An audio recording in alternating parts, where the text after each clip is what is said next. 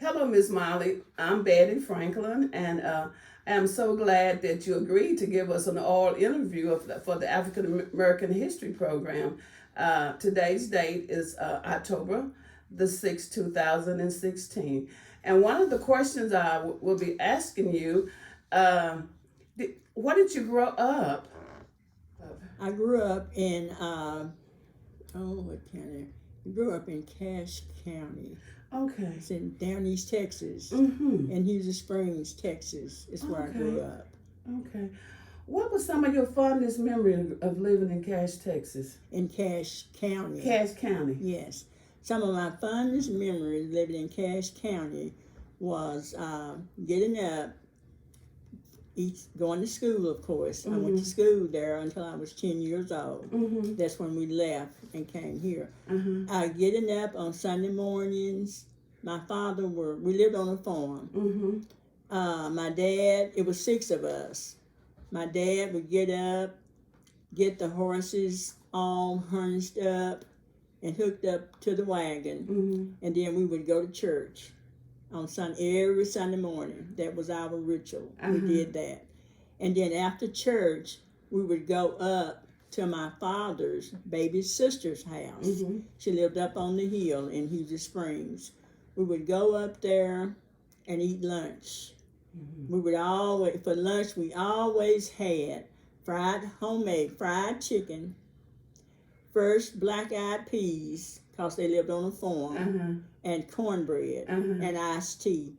Those are some of my fondest memories of growing up in Houston Springs, Texas. Family unity. Family unity. Yes. That is. Yes. Now, when did you relocate to Greenville, Texas? We came to Greenville. I was 10 years old when we came to Greenville, Texas. So that had to be, I don't know, in the 40s, 40, I'll say roughly 47, 48, just estimating, something like that. When we came to, actually we came from Houston Springs not to Greenville, to Kettle Mills. Okay. Is where we came from, Houston Springs to. And there we lived on a farm. Lived on the name of the farm was Lord White Farm. We had cows and horses, pigs and chickens and cotton and all of that stuff. So I picked cotton, fed chickens, milked cows, did all of the chores, of course. And each morning we would get up. I had to always milk a cow in the morning when I got up before we got dressed to go to school. And we walked to school. We walked from Quinlan. Did I say we lived in Quinlan or Kettle Mill? Quinlan. Cattle Mill. Kettle Mill. Can we back up? No, keep going. Go ahead. Oh, we lived in, we would get up each morning. I would get up, well, all of us would get up each morning. My chore was to milk a cow and then get dressed and walk to school. And we walked roughly 10 miles from my house to school each day. We walked in the rain, in the snow, whatever whatever the weather was. We walked to and from school in Kettle Mills. And I went to a one-room schoolhouse. We only had one room, and the class was through first grade through 8th grade, and we were all in that one room. All the classes was in the one room, so that was fun. Because if you was in the first grade, we had one teacher.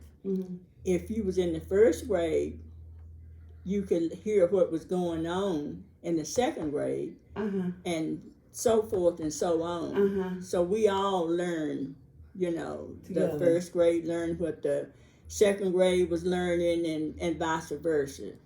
So that went on until I don't even know how, until roughly 1950, probably in the 50s, 1950. And then that's when we got a bigger schoolhouse down kind of in the community in Kettle Mills, down where the Shiloh Baptist Church is now. And then we added another teacher. We added another classroom. And then went on from there. And then in 1953 is when I got married. Okay. And started raising my family. And from there we moved to, after we got married, my husband and I moved to Quinlan. And we stayed in Quinlan, Texas, through up until maybe the late 60s. Okay. Maybe.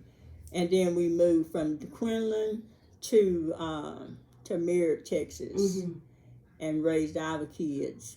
And we lived on a farm, of course. We worked on a farm. We have 7 kids. And all 7 kids worked on the farm, picked cotton. We did all of that stuff. My oldest son graduated from Bland High School. That's where all the kids started to school, was Bland High School. And then in 1972, we moved to Greenville. And that's when I started working downtown at Levy Jewelers. Okay. In 1972. Yeah, and that's right after integration, but could you give us a little information about segregation, what it was like? Segregation was, that was an experience. I guess segregation was like, when was segregation? In the late 60s? Yes, The late 60s. Yeah, when it ended. Because up until then, my kids all went to school at Bland Elementary School out at Floyd, Texas, or Merritt, Texas. My baby was, you wouldn't even know, my baby started to school here in Greenville. When we moved to Greenville, my baby started 1st grade. But my other 6 kids all went to school out in Merritt and the Floyd Elementary and High School. Segregation for us, we just eased into it because my kids was already in a school that was all white. Okay. They hadn't been to a black school. They were in a school that was all white. And then when we moved to Greenville, that was their first experience at being in a segregated school. My oldest daughter, Mary, I think she was a senior when we moved to Greenville. And then Betty was a 10th grader. And then my 4 youngest son was in elementary.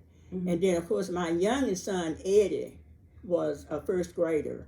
So he went to Austin. Okay. Austin Elementary School, which is right up here on, it was up here on Western Street at the time. And he kind of had a problem with it because, see, that was the first time that he had encountered a black teachers. Because, see, up until we moved to Greenville, they hadn't had any black teachers at all. So excuse me.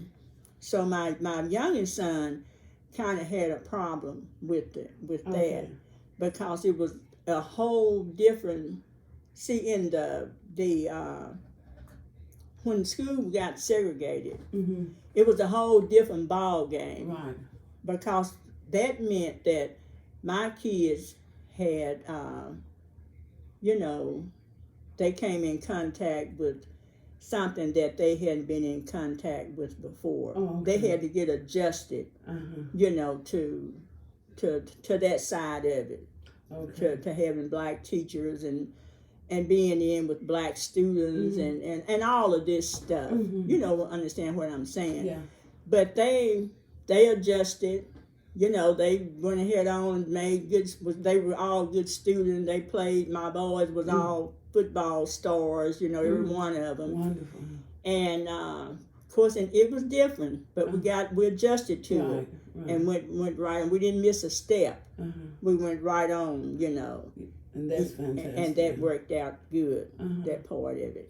You mentioned in 1972, just a few minutes ago, that you start working in retail.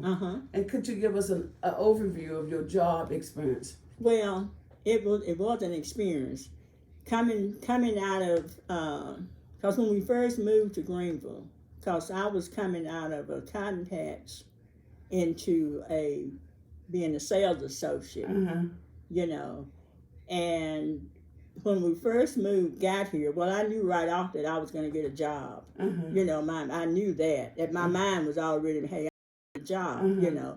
So the first thing I did, I went to the unemployment office. The first time and the last time in my whole life that I had been in an unemployment office. And of course, they immediately looking at me, and I'm applying for a job. They immediately hooked me up, sent me out on a maid's job. And I'm not thinking maid service. I'm thinking something.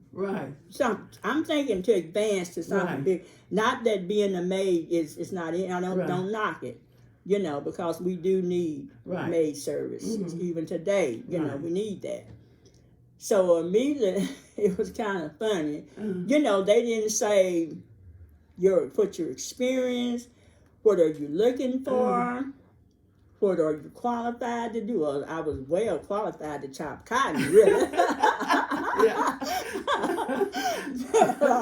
Anyway, they immediately sent me out to Al Lowenstein's house, you know.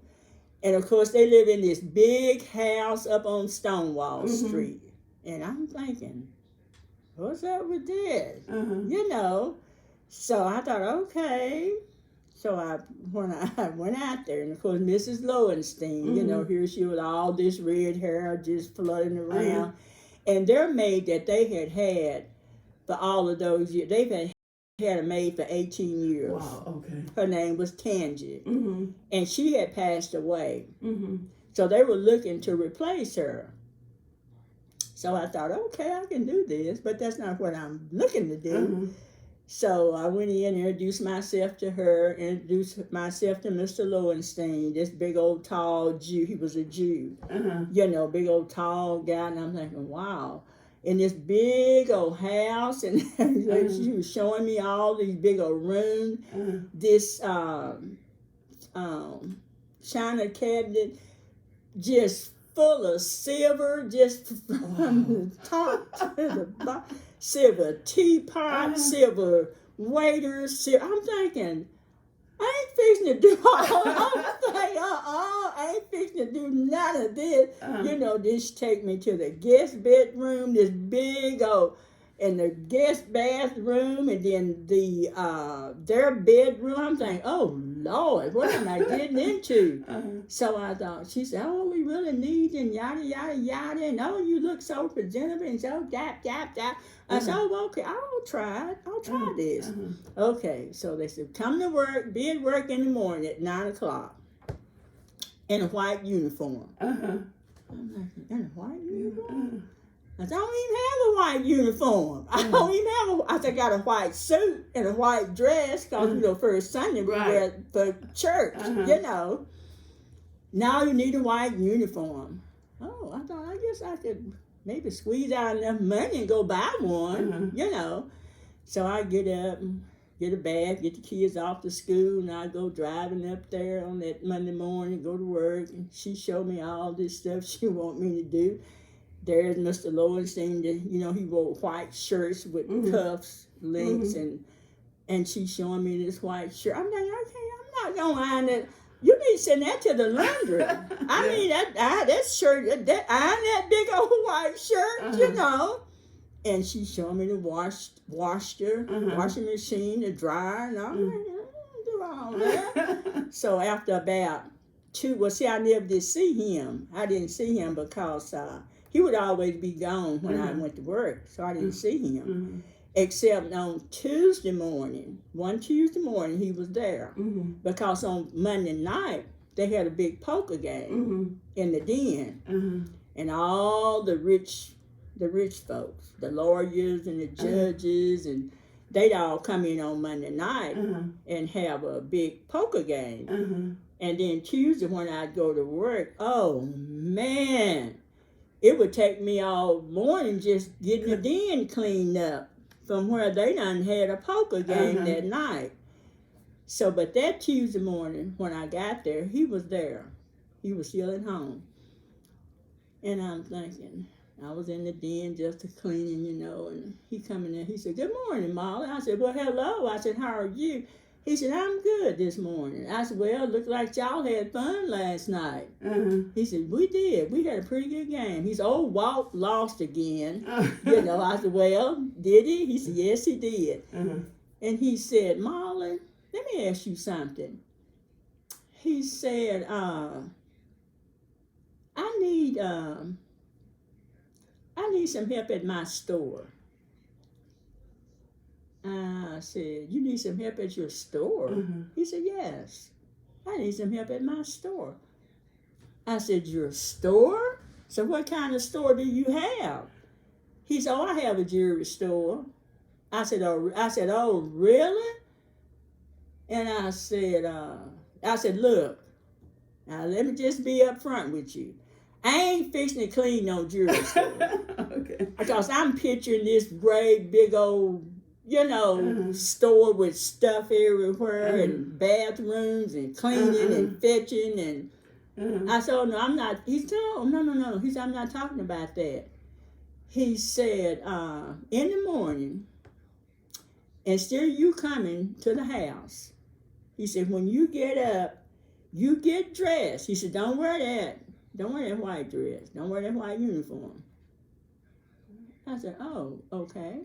He said, he said, "Jean gonna really be mad because she ain't gonna have nobody clean her house in the morning, He said, "But you get up, you get dressed, you come to my store."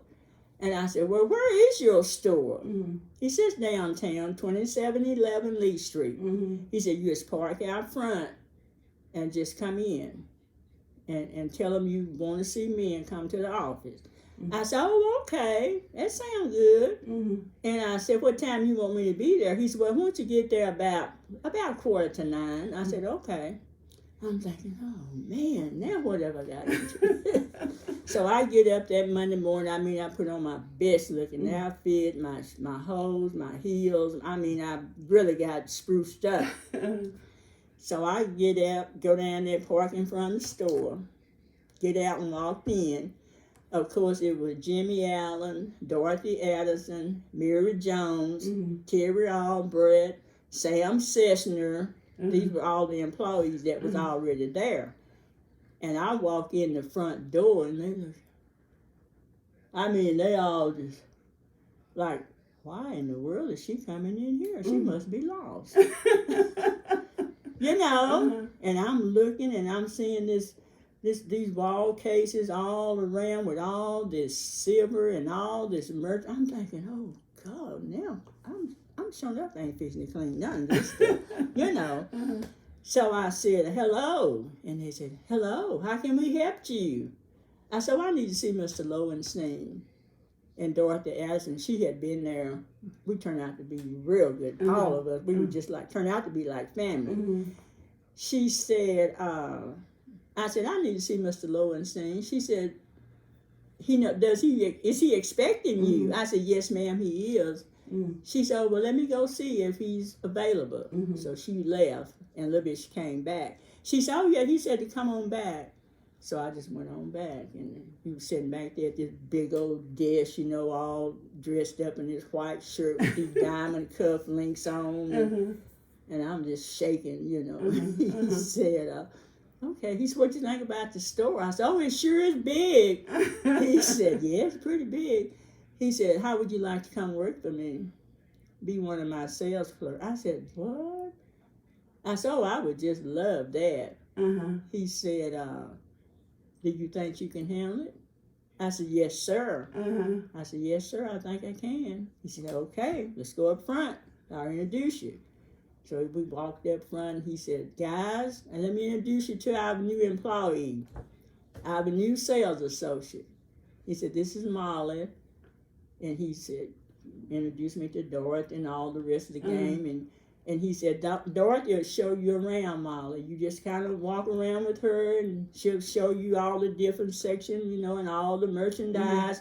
Look in all the drawers, go in the vault." And I'm thinking, go in the vault? To go in the vault and just show me all around the store. And that just took off.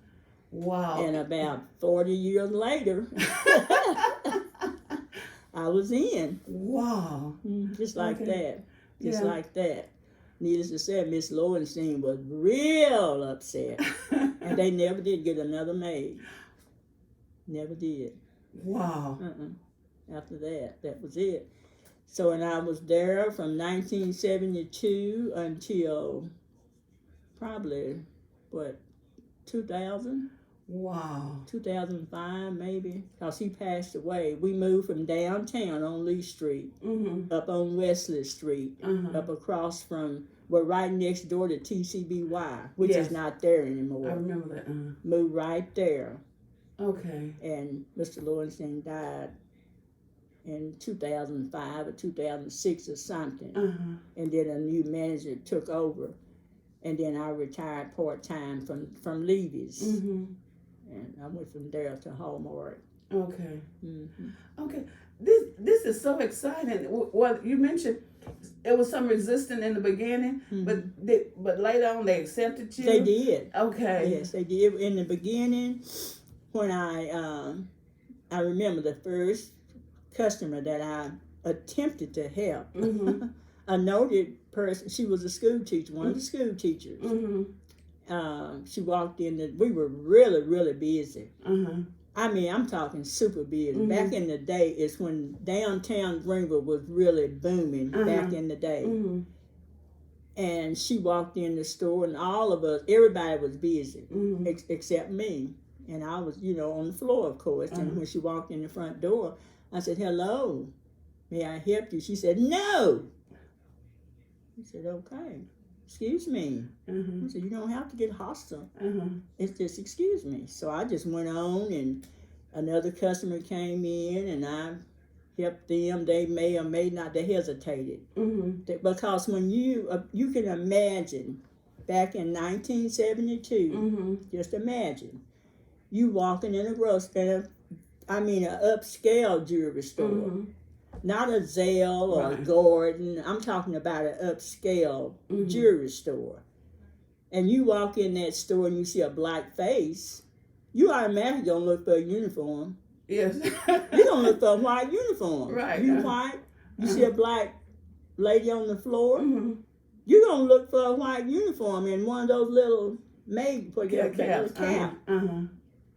Wow. I said, no.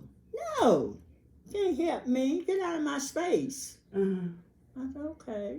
So I just wanted around and up front because everybody was busy. I mean, really busy.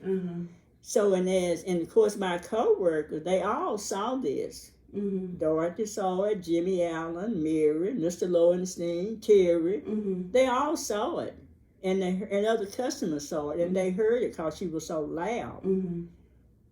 So as each one of them got through with their customer, instead of them going to her and saying, "Let me help you, ma'am," they ignored her and went to the next person and got them. And each one of them did that. And finally, she walks over to Mr. Lowenstein and said, Al, I need some help. And it's not anybody helping me. He said, Mollie asked you if she could help you. He said, we all heard him. She walked up to you and said, "Hello, may I help you?" And you said no. And he said, now Mollie can help you. She can help you as good as I can. Anything that you need help with, she can help you. So, and after that, of course, I was her most favorite person in the world. And then I would run from her, because she would buy like a $3 gift, and we all gift wrapped. I would go back and gift wrap it for her to make it look like she just bought something that was $100 and she only paid $4. And she just loved that, But that was one thing other than customer service. That was the next thing that we were known for, was our gift wrapping. And then the next thing that we were known for was our dressing, the way we dressed. Because we dressed every day. We wore stockings, we wore heels, and we wore suits or dress clothes. We didn't wear slacks. Back in the day, we did not wear slacks to work. We did not. So more like a dress suit. Like a dress suit or a skirt, a top, no slacks. We didn't start wearing slacks until, probably in the 80s. I didn't even have a pair. Wow. I had to go out and buy a pair of slacks when we started wearing them, because all I had was. And at Christmas time, during Thanksgiving on through Christmas, people would come in the store just to see us dressed. Oh, y'all dressed up, okay. And especially Christmas Eve, during the whole month of December. People would just come in just to see us dressed, and so it was definitely an experience that I dearly miss till this day. Okay. I dearly miss. And you were the only African American working there, the first? I'm sure you were the first one. I was the first one and the only one until probably in the late 80s. One of my granddaughters, the granddaughter that I raised, Jasmine. You know, during the holiday, starting in November, the day after Thanksgiving, we hired part-time school kids to come in and work part-time. They would come in the day after Thanksgiving, and they would work until the end after Christmas, when they had to go back to school. Because the day after Christmas, we started taking inventory. So we would use those part-time students to help us with inventory and all of that stuff. So my granddaughter Jasmine, she was 6 when she turned 16. I got her. She worked with me. She came into Levy Jewelers and started working part-time and after school. And she was the second, the black kid that we had coming in. And then late after that, one Christmas I got Shelby Gilscrap, which is Isla Gilscrap, one of her granddaughters. We got her to come in and work part-time. Okay. That is so interesting to hear that you stayed there. It had to have been a good experience because you stayed there. It was a wonderful experience. I mean, I finished raising my family there because my husband died way back there when we still had 4 kids at home, or 5 kids at home. So I raised my kids there, put them through, they went to high school, the one that went to college, and then on down through the years, that's where I made my living there, working there. It was a good experience. It was a good learning experience. I learned a lot about customer service, because today customer service there's no customer service today. And when you walked in my store and I said, "Hello, may I help you?"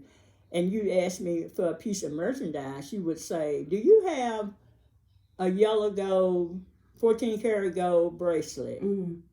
I would take you exactly to where that bracelet was. I wouldn't say, "It's over there." I don't know, it's somewhere over there. Or I would say to my coworker, do we have, as opposed to the day when you walk in any store in this town that you walk in today, any store, and you ask one of the sales associates if you walk in and say, "Do you have a 16, let's see, do you have a bag of Fritos?"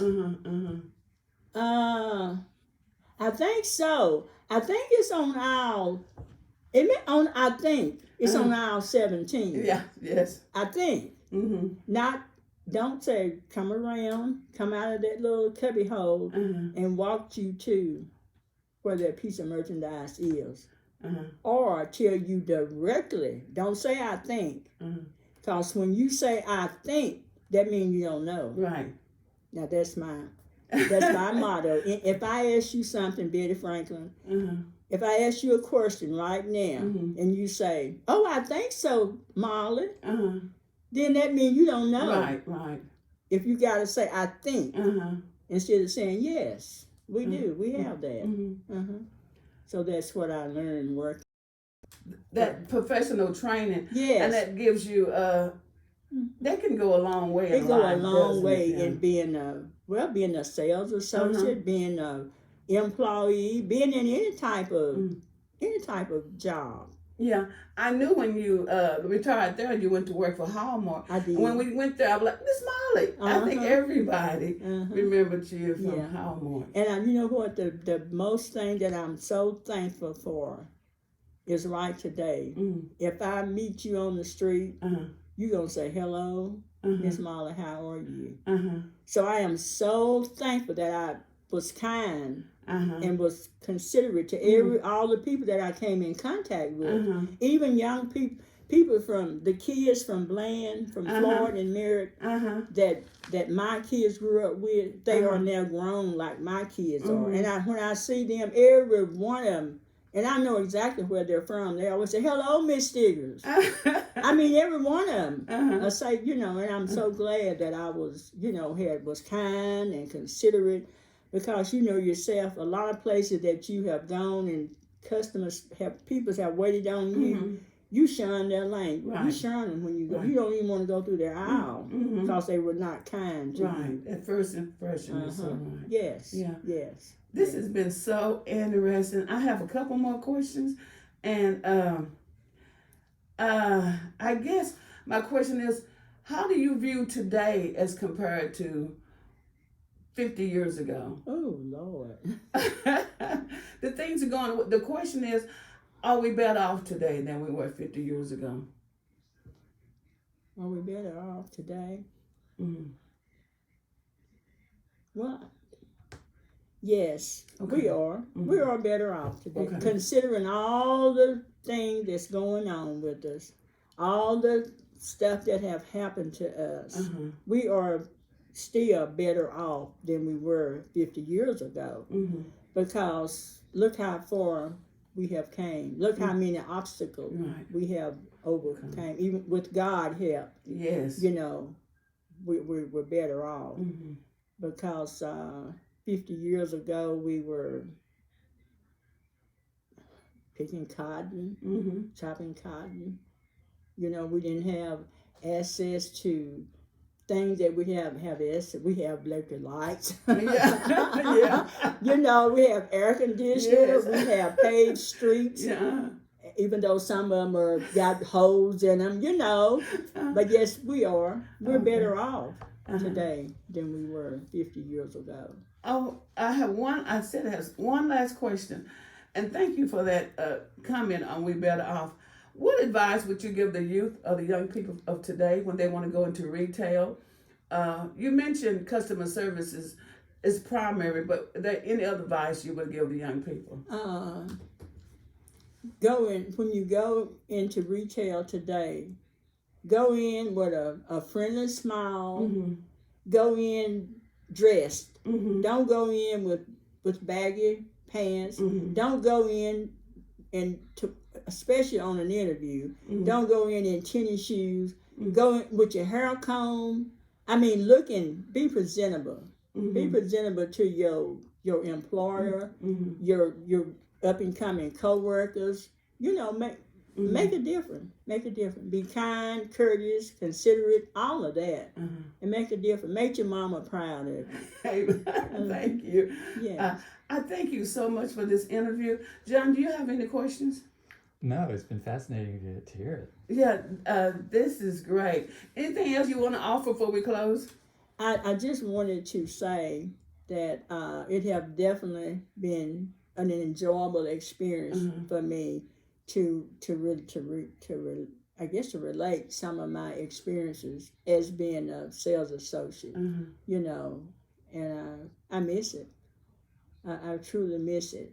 Because it was just such a learning experience, from going to not even knowing how to type to batching out on a computer to, closing out, all of that stuff that you learn, as we, came up into the current stuff that's going on. Because we started out with just a pen and a pad. We didn't have computers. We didn't have a calculator. We had to get it up here in our heads. We had a pen and a pad. We didn't have a calculator to tell us tax like 8.5 equal to this. We had to do that in our head. Wow. You know, we didn't have a calculator to do that on. So that was an experience. And then with the credit cards, we didn't have this where you put your card in there and it talked to you and all that stuff. See, we had this flat machine that you had a piece of paper, I guess a sales slip, you put it down and it went like that. You know, and the time clock, when we clocked in, we couldn't clock in on the computer like we can now.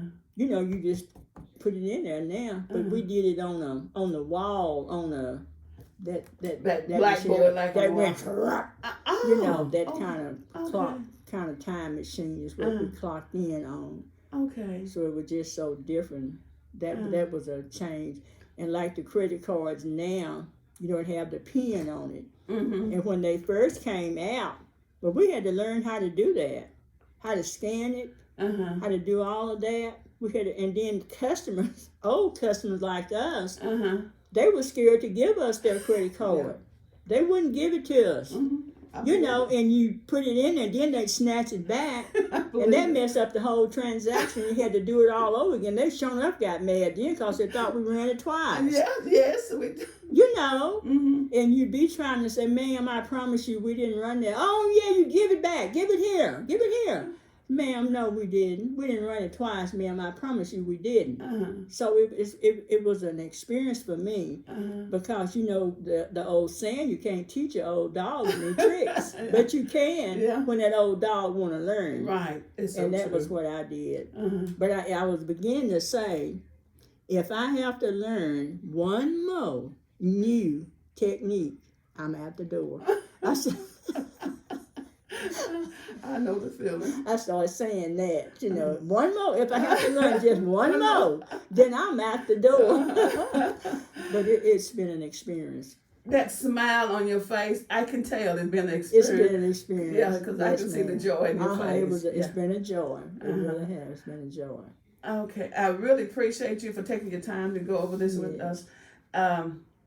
Thank you. And this ends our conversation. Yes, thank you. Miss Mollie, you mentioned a wonderful experience in the 60s, and that when African Americans worked in the fields, and they would come to town on Saturdays, and you mentioned they would meet at the market square and just have a good time. Can you tell me about what a Saturday was like in Greenville, Texas, back in the early 60s? Okay, back in the early 60s, a picture this, a Saturday in Greenville, Texas, in the early 60s, Saturday mornings. The hot link stand, they would get started about, I guess, 10 o'clock in the morning. And the hot link stand was right on the market square. And that, I cannot think of the name of that street that it was on, but it's right where Angus Pie is now. That was the market square. And the hot link stand was kind of over from that on the left-hand side. And that's when all the black folks, the Negroes, would all come to Greenville, and they came from, I guess, Neylandville, Caddo Mills, all the surrounding little towns, and they would all meet up at the hot link stand. And the hot link stand was kind of like meeting up at Brahms, say for instance Brahms now, and they had a side for the white and a side for the black, and both sides would be packed out. Everybody would be eating hot links, drinking, and I guess the drink of choice was RCs, and those big old 16-ounce bottles of RC. And that was everybody looked forward to that. And of course, my dad, he would always bring us, he'd always hook up the horses to the wagon and bring us, and the wagon would be parked on the square, just like people park cars. Just like people park cars now. You know, they would park the wagons all out there. And after everybody ate, wouldn't anybody dare go past Cress's? I don't know why. Maybe that was, I don't know why. You know, as a rule, the blacks did not go past Cress's. I don't know if that was the law of the land, or if I don't know why that was. But of course, later on, gradually, you know, I guess as the younger folks came in, they would start moseying on up, maybe past Cresses, but not up in the 2700 block of Lee Street. Wow. I remember that. Not up in the 2700 blocks of Lee Street. Because when they shopped, because Roy Jacobs was there, it was a men's store. And then of course, Cresses was there. And next door to Cresses, maybe it was a Woodward, 5 and 10 cent stores. Okay. And of course, the courthouse, you know, was there. So they wouldn't venture up. And then over on the corner on Washington Street, it was Sam Swart's men's store. So of course, they would go over there and buy overalls. Mainly, that's what men's wore back in the day, was overalls. That's what I remember about back then. So black people, African American black people shopping stopped right at the end of the Sam Swart's store. Back right in that vicinity. That's what it's actually Cresses, and then over from, because Colin Hilton Furniture was there, over on the corner, and then down from Colin Hilton, I think it was like, because it's a furniture store there, I can't think of the name of it. Armstrong. Okay. Armstrong is there now.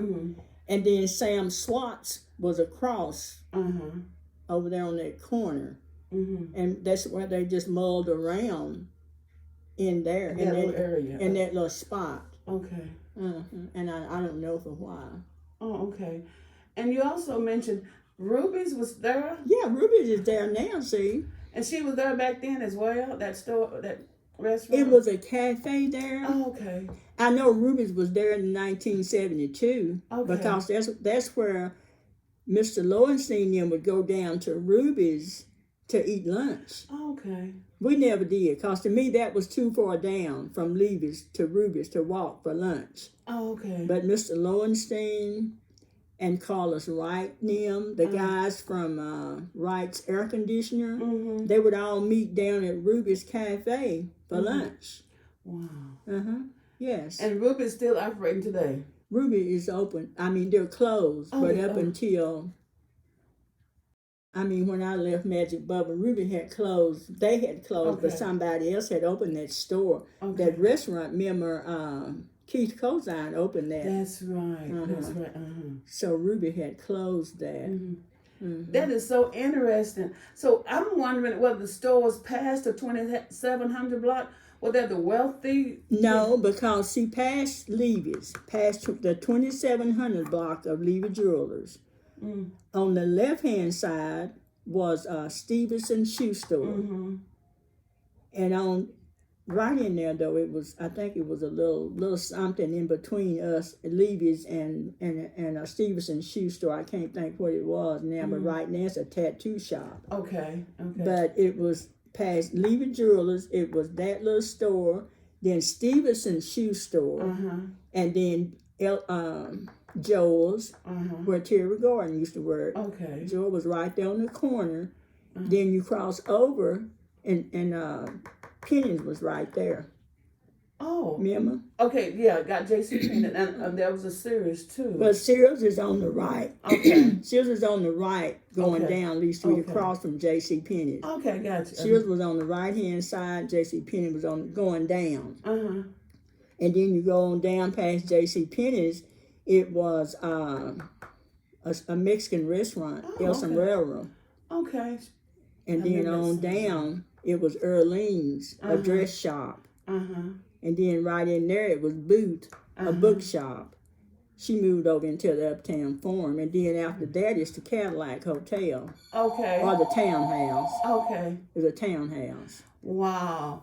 I remember the townhouse. They love that. Excuse me. Let's see who this is. Okay. Well, did I say Shelton? Because Shelton Office Supply was on before you got to the townhouse. But then after the townhouse, that was the end of across St. John. You know, St. John and Lee, because that's what's there is St. John and Lee. And then it was, what was that on that corner? What's on that corner? Is that Shelton's office supply? It's on that corner. Not anymore. I know, but okay. that office is still there. They're working on it. They're doing something to it. But then past that, it was Cartwright bookstore, Okay, music shop okay. or something. Oh yeah, they still. Yeah. She may be still there. I think she is. And then after that, it was a little store that we really enjoyed. Well, Richard Laser, Okay. the Mexican place, That's okay. is where we ate. That's spoiled me for Mexican food. I don't like it nowhere else from there. Really? But there. And then it went on down to Union Security. I know that sign. And then that was the end of it. It was a service station after Union Security. And then you was exiting off of, you was to Wright Street, and you was going to go back. But then on the right-hand side, it was a bus station. It was a Greyhound bus I remember station. that. And then coming back, it was like a Wright's air refrigerator place or something to do with air conditioners. And then coming on back, it was where Risa Davis worked at that federal building. Oh, I know that building. Yes, the building is still there. Okay. Risa Davis Sr. worked there. He was another well-dressed black guy that worked downtown. Oh, okay. Had on uniform, and Wow. I guess he must have been a security guard. That's what he was. Wow. And then coming across there was another little store, and then coming on up, it was Ernie Barbecue. That when the storm came, that tornado came downtown. The one in the 80s, it was 81 or something like that. It was in the 80s, because I was at lunch that day trying to find a place to get off the streets. Wow. That tornado came through, and that took care of Ernie's. And then Patterson Piano. Yep, I see that in my head too. And then Sears. Okay. And then across was Henson Building. Oh, wow. And then coming on back down was St. John, was John Shoes, and another little store, and then the Uptown Farm, where that's there now. Wow. I thought it was just remarkable when you said the African Americans only went so far, but I remember people told me they worked in that Magnet building, and they was a fancy restaurant was in there. Not in the, you mean in the townhouse? The townhouse, yeah. It was a big it was like real fancy. And also in that other old, what is that? The Cadillac. It was that was a big restaurant. It was a restaurant on the floor. But upstairs, it was rooms. People rented rooms there. Oh, okay. But downstairs, they had a dining room, because we ate lunch there. Oh, wow. And they had Punks, Mr. McNatt. One of his sisters, Ruby, she was a waitress. Well, the McNatts ran that. That was their business. Okay. That hotel, and then McNatt car lot. Well, I didn't know that was that. Okay. Yeah, that was McNatt. All of those buildings over on Washington Street across from the utility department, that McNatt owned all of that. Wow. They own all of that, well, I guess till today. Well, I think they're all deceased now, but today they own all of those buildings. Wow. But it was a big dining room in that downstairs, and it was black. It was a black porter. I can still see this little guy in that cap and that white shirt and those black slacks and the shiniest black shoe. Oh, wow. And then Ruby, the little serving, and later on they always had beef tips and rice for lunch. Because see, Mary and I went to lunch at 11. All the years that I worked at Levy Jewelers, my lunch hours was from 11 to 12. So we didn't eat breakfast. We just went to lunch. Mary and I, Mary the secretary, we worked together all these years. Wow. So, and she had real bad teeth. And she loved beef tips and they were. You can imagine being there. If you cooking beef tips, you gotta get them on, especially back then. They didn't know about meat tenderizer. Right. That's right. So you gotta get these beef tips on at least at 4 o'clock in the morning for them to be ready for 11 o'clock lunch hour. Yeah. And they would always not be done. I never did understand why, but she loved them. And then I know one time we ate, and Ruby always had a cup towel, draped over her arm. And I like the way they do in Louisiana and New Orleans too. That's the way they have this white towel. And she brought us iced tea, and it was, in my iced tea and there was roaches upside down on top of. Oh my goodness. Oh, it was just so grossed out. So we didn't eat, needless to say, that was the last time we ate lunch at Ruby's. But she was old and she went home a long time ago. But see, she was, by her being his sister, he let her continue to work there. Okay. But it was something else. And then magneted himself, like I told you, that building on the corner of Johnson and Lee Street. That whatever it is. Right on the corner. See, that was McNatt's car lot. Okay, so he had the whole corner. He had that whole corner. And he had Cadillacs. That's what he had. Because when my husband died, that's where he died at. That Saturday, I was at work. He died at Punk McNatt, buying a new Cadillac. He fell dead right in there. Because they called me. I was at work at Levy's when they called me. Paula did. Her name was Paula. Called and said, "Not Miss Stigger?" She said, "Do Miss Stigger have any kind of seizures or anything?" And I said, "Not to my knowledge." I said, "Why?" She said, "Well, Miss Stiggers, he just fell dead down here." And I just went in the floor. And when I realized anything, Mr. Lowenstein was standing up over me. I'm laying in the floor with a bucket of water. And I'm going, "Oh, don't pour that." I said, "Don't do that. You're going to mess up my hair." Yeah, just like that. She told me that over the phone. He had a heart attack. He had a massive heart attack and died right there. But because we were real good friends, and for his funeral, McNatt Pump, we had a whole fleet of Cadillacs for the family. Wow. For McNatt Motors. I will never forget him for that, Wow. So it's been an experience. And like I said, they were all good to us, to me and my family.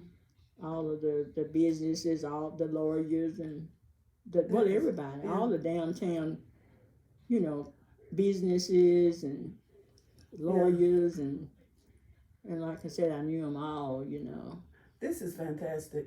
I keep saying I don't want to keep you, but just listening to you, I'm just amazed. But again, I want to thank you for taking the time to visit with us. And us to vote, to have liquor in downtown Greenville.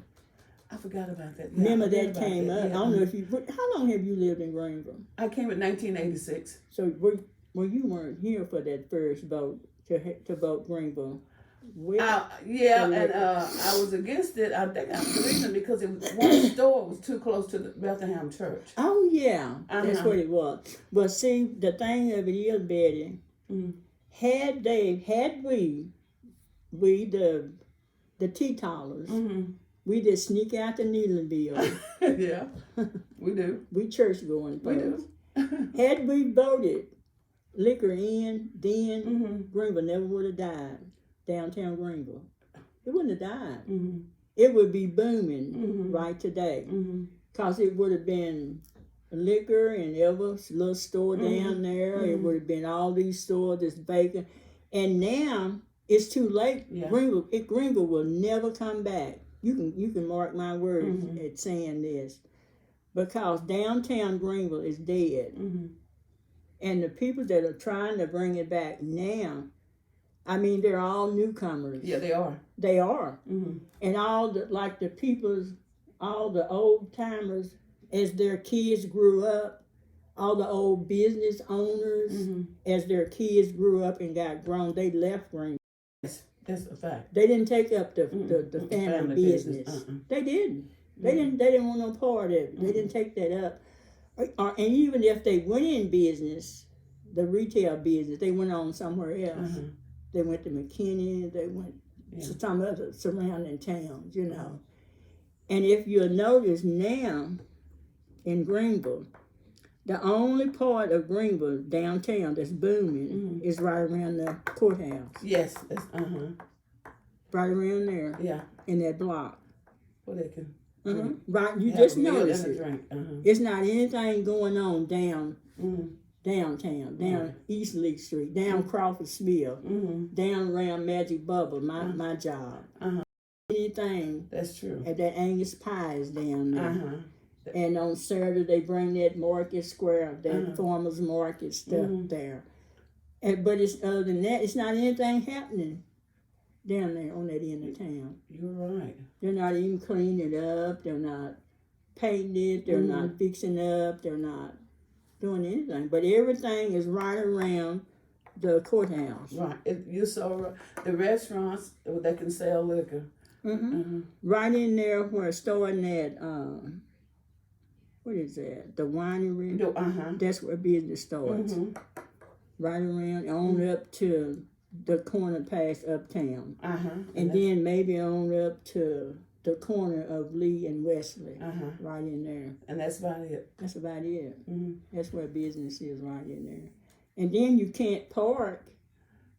If I go as a customer, I can't park because all the employees are parked downtown. Yeah.